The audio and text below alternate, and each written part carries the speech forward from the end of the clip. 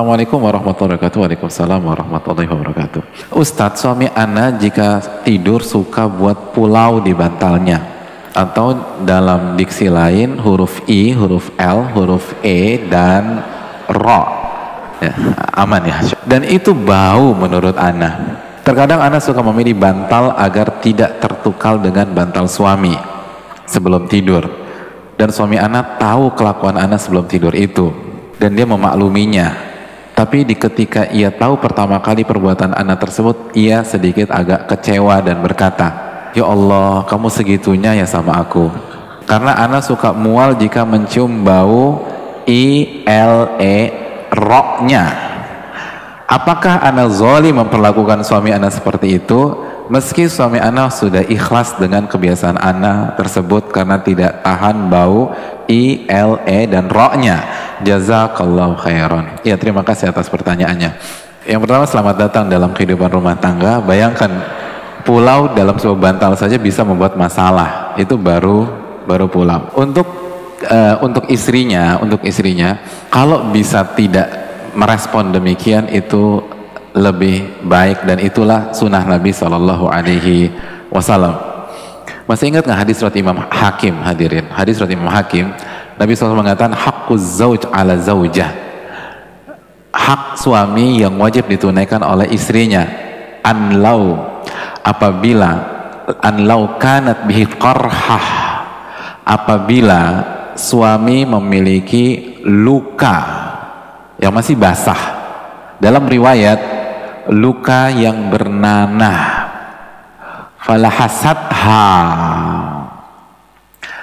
lalu luka yang masih basah itu, dalam riwayat yang bernanah itu dibersihkan oleh istrinya dengan menggunakan lidah, maka dia belum menunaikan hak suaminya.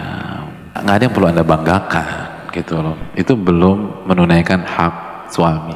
Jadi kalau luka yang bernanah saja seperti itu, apalagi sebuah pulau, ya itu lebih ringan lah, cuman pulau. Ini luka nanah, emang nggak bisa diganti ya?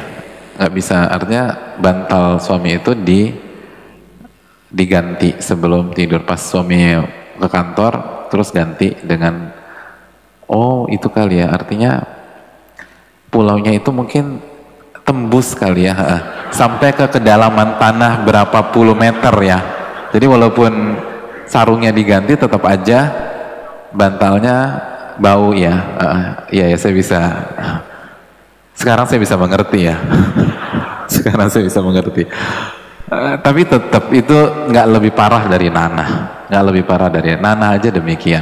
Kalau istri sudah bisa bertahan ketika ditempatkan di pulau tersebut, maka insya Allah dia bisa ditempatkan di mana aja. Jadi kalau kita bisa ngelewatin mimpi buruk itu, insya Allah yang lain akan lebih mudah. Bagi sang suami, tolong berusaha dirubah, dan kurang cocok juga pakai dalil. Kalau buat suaminya, kalau buat istrinya cocok dalilnya, tapi buat suami kurang cocok untuk pakai dalil tentang nanah tadi, karena kan kalau luka memang tidak diinginkan dan memang di luar kemampuan kita. Tapi kalau membuat pulau seperti ini, ada terapinya nggak, hadirin? Harusnya sih ada terapinya ya. Coba di googling atau ke dokter dan saya terapi lah gitu. Jangan kita itu tadi, Nabi sampai mengharamkan, walaupun diluruskan sama Allah, tapi Nabi sampai nggak mau minum madu karena dikomentarin bau maghfir. Jadi Nabi tuh nggak nyaman jika ada bau yang kurang sedap dari diri beliau ke istrinya. Dan kita tadi bahas bahwa langkah pertama Nabi SAW ketika masuk rumah adalah siwak. Itu menunjukkan bahwa wangi itu penting, khususnya aroma mulut itu penting.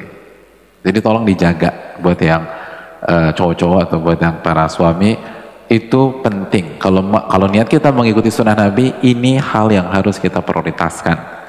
Walaupun istri kita maklumi gitu ya, tapi bola ada di tangan kita. Tolong diobati, diupayakan, dan insya Allah bisa kok. Dan jangan lupa baca doa sebelum tidur, minta pertolongan kepada Allah. Jadi ikhtiar yang pertama doa sama Allah Subhanahu wa taala. Kan Allah yang ngejaga kita. Dan doa sebelum tidur kan cukup panjang. Itu menunjukkan bahwa memang kita sangat butuh berdoa kepada Allah pada saat kita tidur, karena tidur adalah waktu yang paling lemah di dalam aktivitas keseharian kita. Jadi itu yang perlu kita camkan, hadirin yang Allah muliakan.